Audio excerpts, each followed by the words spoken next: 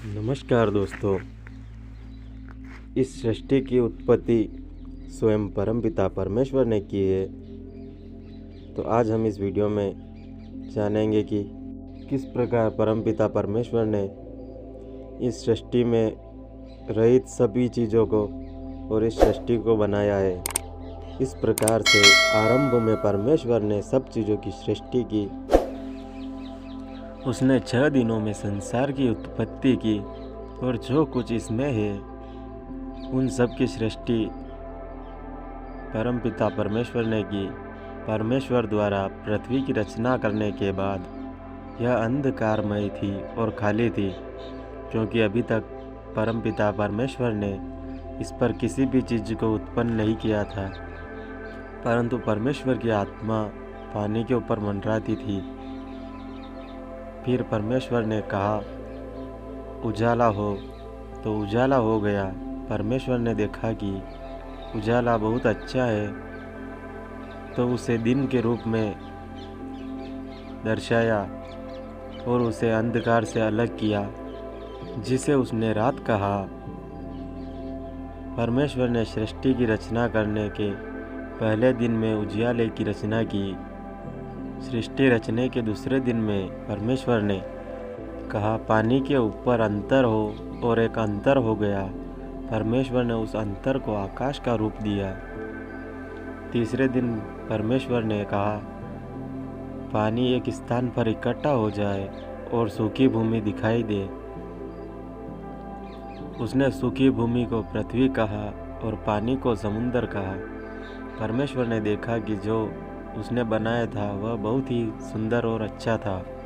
फिर परमपिता परमेश्वर ने कहा, पृथ्वी पर सब प्रकार के पेड़ पौधे उगाए, और ऐसा ही हुआ। परमेश्वर ने देखा कि जो उसने बनाया था वह काफ़ी बहुत ही सुंदर था। सृष्टि करने के चौथे दिन में परमेश्वर ने कहा, आकाश में ज्योतियाँ हो, और सूर्य, चंद्रमा और तारागण प्रकट हुए। परमेश्वर ने उनको पृथ्वी पर प्रकाश देने के लिए और दिन रात, मौसमों और वर्षों की भेद करने के लिए बनाया। 5वें दिन में परमेश्वर ने कहा, जीवित प्राणी पानी को भर दे और आकाश में पक्षी उड़े। इस प्रकार से उसने पानी में तैरने वाले सब जीव जंतुओं और पक्षियों को बनाया।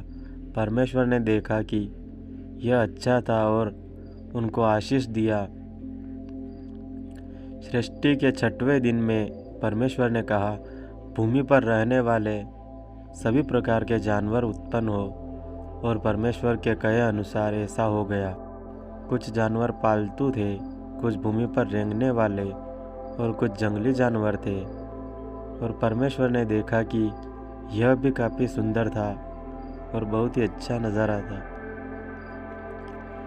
फिर परमेश्वर ने कहा, आओ हम मनुष्य को अपने स्वरूप में और पृथ्वी पर अपनी समानताएं में बनाएं। वे पृथ्वी पर और सब जानवरों पर प्रभुता करेंगे। अतः परमेश्वर ने मिट्टी लेकर उससे मनुष्य का स्वरूप बनाया और उसमें जीवन के श्वास को फूंक दिया। इस मनुष्य का नाम आदम था। परमेश्वर ने आदम के रहने के लिए एक बड़े बगीचे को बनाया। देखभाल करने के लिए आदम को वहाँ रख दिया गया। उस बगीचे के मध्य में परमेश्वर ने 2 विशेष पेड़ लगाए, जीवन का पेड़ और भले बुरे के ज्ञान का पेड़। परमेश्वर ने उस आदम से कहा कि वह उस बगीचे में जीवन के पेड़ और भले बुरे के ज्ञान के पेड़ को छोड़कर अन्य किसी भी पेड़ के फल को खा सकता है। अगर उसने उस पेड़ का फल खाया तो वह मर जाएगा। फिर परमेश्वर ने कहा, मनुष्य के लिए अकेला रहना अच्छा नहीं है, लेकिन कोई भी जानवर आदम का साथ नहीं हो सकता। इसलिए परमेश्वर ने आदम को गहरी नींद में डाल दिया। फिर परमेश्वर ने आदम की एक पसली लेकर उससे एक स्त्री की रचना की और उसे आदम के पास लेकर आया। जब वह आदम ने उसे देखा तो उसने कहा, कम से कम यह तो मेरे जैसी है। यह स्त्री कहलाएगी, क्योंकि यह पुरुष में से बनाई गई। इस कारण पुरुष अपने माता पिता को छोड़ देता है और अपनी पत्नी के साथ एक हो जाता है।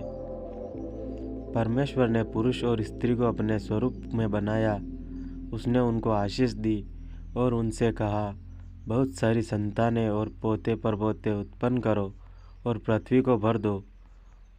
और परमेश्वर ने देखा कि जो कुछ भी उसने बनाया था वह बहुत अच्छा था और वह उन सब से बहुत प्रसन्न था। यह सब सृष्टि करने के 6वें दिन हुआ था। जब 7वां दिन आया तो जो कुछ परमेश्वर कर रहा था उसने उस सारे काम को समाप्त कर दिया। उसने 7वें दिन को आशीष दी और उसे पवित्र ठहराया, क्योंकि उस दिन उसने सब चीज़ों की सृष्टि करने को समाप्त किया था। इस प्रकार से परमेश्वर ने संसार की और जो कुछ इसमें है उन सब की सृष्टि की। दोस्तों, आज की इस वीडियो में बस इतना ही। हम कल फिर एक नई वीडियो के साथ मिलेंगे। तब तक के लिए बाय बाय।